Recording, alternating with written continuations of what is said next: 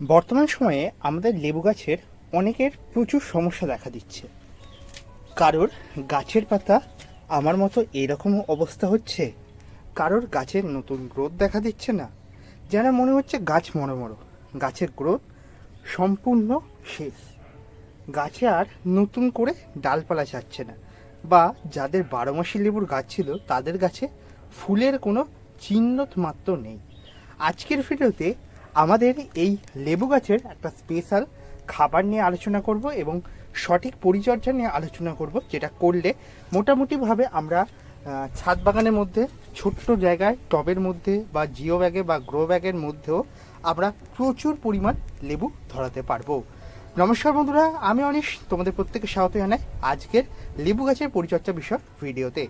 আমাদের লেবু গাছ বহু বর্ষজীবী গাছ, সারা বছর ছাদ বাগানে থাকে, সবুজের সমারোহ মিলে ধরে। পাশাপাশি যখন এই গাছে লেবুর ফুল আসে তখন বাগানে একটা আলাদাই সুগন্ধ বিস্তার করে, পাশাপাশি যখন লেবু ধরে থাকে একটা আলাদাই শোভা বৃদ্ধি করে।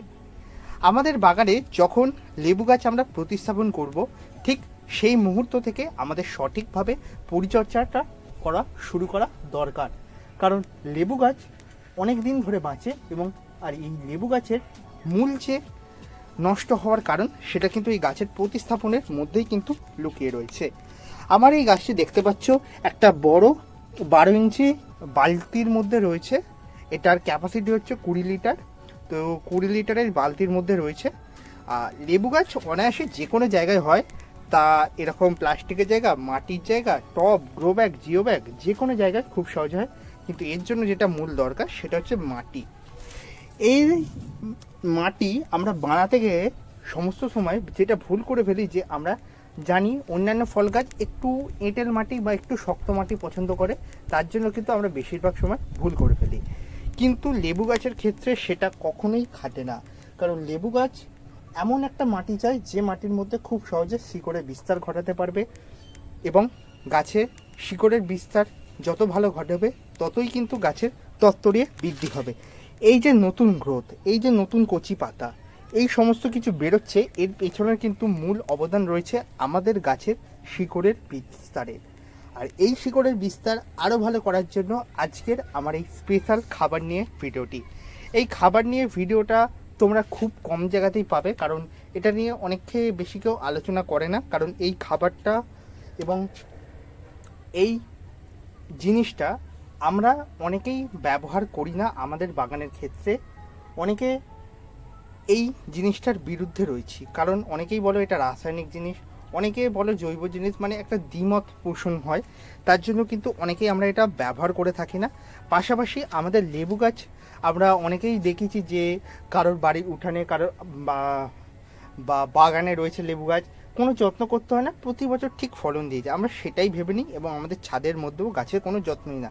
তার জন্য আখেরে গিয়ে গাছটি শুধু বসানো বৃথাই হয়ে যায় এবং গাছটি নষ্ট হয়ে যায় কোনো মতো ফলন দেওয়ার আগেই।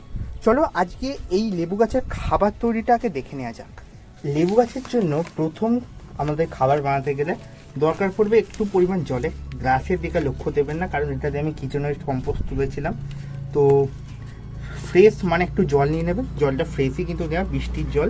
তো এরপর যেটা আমাদের ব্যবহার করতে হবে সেটা হচ্ছে এই এনপিকে 19-19-19, এনপিকে 19-19-19, ঠিক অল্প পরিমাণে, মানে ছোট চামচের হাফ চামচ পরিমাণ এনপিকে 19-19-19। এরপর যে জিনিসটা আমি ব্যবহার করব সেটা আমি তোমাদের বারংবার বলেছি, এটা কিন্তু গাছের বৃদ্ধিতে দুর্দান্ত কাজ করে আর দুর্দান্ত কাজ দেয়, সেটা হচ্ছে আমাদের বহুল পরিচিত হিউমিক অ্যাসিড। এটা ইফকো কোম্পানি হিউমিক সিক্রেট নামে আমি কিনেছি। তো এটা যদি কেউ কিনতে চাও সবথেকে কম দামে এবং বাড়িতে বসেই, তাহলে কমেন্ট করো, অবশ্যই লিঙ্ক শেয়ার করে দেবো। এটা মোটামুটিভাবে 10 ফোঁটা মতো দেবে, একটু বেশি করেই আমি দিলাম, কারণ এই খাবারটা যেটা আমরা দিচ্ছি এটা গাছে মোটামুটিভাবে 2 সপ্তাহ পর রিপিট করব। আর এই হিউমিক অ্যাসিড এই বর্ষার সময় গাছের শিকড়ের বৃদ্ধি বহুল অংশে বাড়িয়ে দেবে। খুব অল্প পরিমাণে খাবারটি লাগে এবং খুব অল্প পরিমাণেই দেওয়া দরকার, কারণ এটা অনেক সময় গাছের ভালো বৃদ্ধি করতে গিয়ে গাছের শিকড়ের বিস্তার এতটা করে যে গাছ খুব ছোট বয়সে এসেও রুট বাউন্ড হয়ে যায়।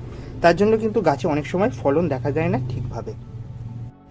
এবার আমরা এই খাবারটা গাছে ব্যবহার করার জন্য প্রস্তুত করে ফেলেছি। এটা এবার গাছে দিয়ে দিতে হবে।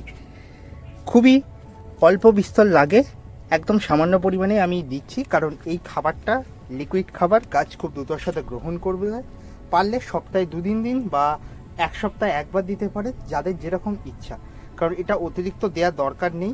গাছের গ্রোয়িং পিরিয়ডে খুব ভালো কাজ দেয়, কিন্তু গাছে যখন ফুল আসে তখন কিন্তু এটা অতটা বেশি কাজে লাগবে না। তবুও বলবো এটা কিন্তু গাছে প্রচুর পরিমাণ ফুল এনে দিতে সক্ষম। তাই যাদের গাছে কোনো ধরনের ফুলের চিহ্ন দেখা দিচ্ছে না, তারা এটা কিন্তু ব্যবহার করে দেখতেই পারো। পাশাপাশি বলবো এই খাবারটা গাছে আমাদের 3 ধরনের জিনিসের বিকাশ ঘটাবে: গাছের পাতার, গাছের ডালপালের, গাছে প্রচুর পরিমাণ ফুল আনার এবং গাছের শিকড়ের বিস্তার। এই 4টে জিনিসের দিকেই কিন্তু খুব সুন্দরভাবে কাজ দেয়। আর এই খাবারটা মোটামুটিভাবে দিয়েও যখন মাটি শুকনো হবে, টবের মাটি দেখতেই পাচ্ছ খুব একটা বেশি ভিজে নেই। গতকাল বৃষ্টি হয়নি, আজকে সকালের দিক করে একটু মতো বৃষ্টি হয়েছে এবং তার জন্য মাটি কিন্তু শুকনো হয়ে গেছিলো। এবং এই শুকনো মাটির মধ্যে আমি কিন্তু এই খাবারটা দিলাম। এবং এই খাবারটা দেওয়ার পর যেটা তোমরা করবে, গাছটিকে এমন একটা বাগানের কোণায় রাখবে যেখানে কিন্তু দিনের বেশিরভাগ সময় টানা রৌদ্র আসে। যে কোনো ফল গাছ করতে গেলে এটা কিন্তু মাথায় রাখতে হয় যে টানা রৌদ্র। আমাদের বাগানের আর 5টা গাছের মতো কিন্তু এই লেবু গাছ নয়। লেবু গাছে কিন্তু টানা রৌদ্র সমস্ত সময় দরকার, নাহলে কিন্তু সমস্যা দেখা দেবে। সমস্যার কথা বলতে গিয়ে যেটা মনে পড়লো, গাছের এই যে পাতা এরকম হয়ে যাচ্ছে, এটা কি জন্য হচ্ছে? এই যে কচি ডগা পাতা বেরোচ্ছে, এটার পেছনে মূল সমস্যা করছে এটা সাদামাছি, এফিডস এবং লেদা পোকা। এর জন্য সবথেকে ভালো ওষুধ হচ্ছে Planofix. Planofix per litre 1.5 ml সন্ধ্যার টাইমে স্প্রে করলে গাছে এই সমস্যা তোমরা কম দেখতে পাবে। যাদের কাছে নিম অয়েল রয়েছে, রেগুলার বেসিসে বলতে গেলে উইকলি স্প্রে করতে পারো। এবং যারা কোনো কীটনাশক স্প্রে করবে ভাবছো, মাসে 2বার স্প্রে করবে, কিন্তু ফুল না থাকা অবস্থায় বা কুঁড়ি না থাকা অবস্থায়, তবে কিন্তু তোমাদের গাছের কুঁড়িগুলো ঝরবে না এবং তোমরা বেটার রেজাল্ট পাবে। আরেকটা বিষয় যেটা সমস্ত সময় আমাদের লক্ষ্য দিতে হয়, এই লেবু গাছে অনেক সময় ডাইব্যাক জাতীয় সমস্যা দেখা যায়। এর জন্য আমাদের মাসে একবার করে যে কোনো সিস্টেমিক এবং কন্ট্যাক্ট বেস ফাঙ্গিসাইড স্প্রে করে রাখতে হবে। কন্ট্যাক্ট এবং সিস্টেমিক বেস ফাঙ্গিসাইড এবং সমস্ত জায়গায় পাওয়া যায় সহজলভ্য ফাঙ্গিসাইড হচ্ছে সাফ। তোমরা সাফ ফাঙ্গিসাইড পার লিটার 2 গ্রাম পরিমাণ গলে নিয়ে স্প্রে করবে যেদিনকে টানা রৌদ্র উঠবে, এবং মাসে একবার দিলে যথেষ্ট। এছাড়া বাড়তি কী যত্ন নিতে পারি সেটা নিয়ে পরবর্তী সময় ভিডিওর মাধ্যমে জানিয়ে দেবো। কিন্তু একটা জিনিস বলে রাখি, ফুল আসার যখন মুহূর্ত বা কুঁড়ি আসার মুহূর্তে তোমরা গাছে দেখতে পাবে যে গাছে ছোটো ছোটো করে কুঁড়ি আসছে নতুন ডগাতে, তখনই একবার হলেও অনুখাদ্য স্প্রে করে দিও। যে অনুখাদ্য রয়েছে, নয় মিরাকুলার, নয় মুভিন, নয় বুস্টার 2, যে কোনো অনুখাদ্য যদি থাকে, অনুখাদ্য ভিটামিন, তোমরা স্প্রে করে দিতে পারো। এতেই কিন্তু গাছের দুর্দান্ত ফলন দেখা দিতে পারে। ধন্যবাদ জানাই সকল দর্শক বন্ধুদের ভিডিওটি এতক্ষণ মন দিয়ে দেখার জন্য। ভিডিওটি ভালো লাগলে লাইক করবেন, নতুন হলে ফলো অ্যান্ড সাবস্ক্রাইব করে সাথে থাকুন। আর কমেন্টে অবশ্যই জানান আমার ভিডিও আপনাদের কেমন লাগে, উপকারে লাগলেও সেটিও জানাও, যদি কোনো কাজে না লাগে সেটিও অবশ্যই জানিও। ধন্যবাদ।